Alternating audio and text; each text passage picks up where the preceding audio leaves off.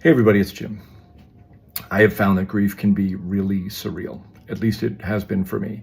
There were many moments, especially in the early days of my grief, where I had literal existential crises. I wasn't sure if what was going on around me was really happening.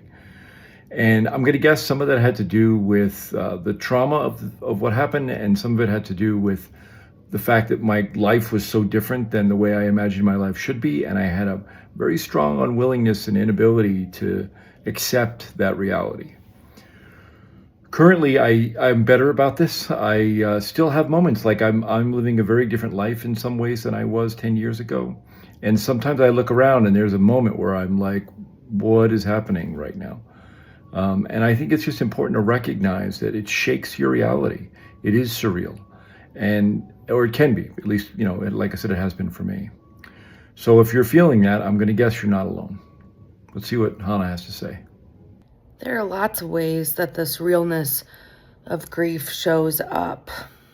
You're driving down the road, you're barely holding it together to keep navigating in the direction you're going, and you look around you. Everybody just seems to be in a hurry to get to their normal lives.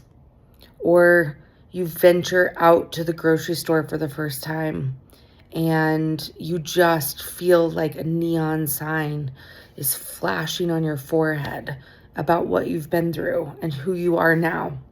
And nobody seems to notice. Everybody's just moving on throughout their days.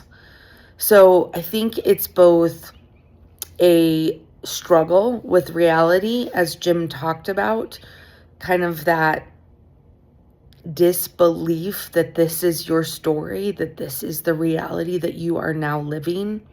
And it's the experience of now navigating around other people who haven't been what you've been through, at least not right now, not with this person.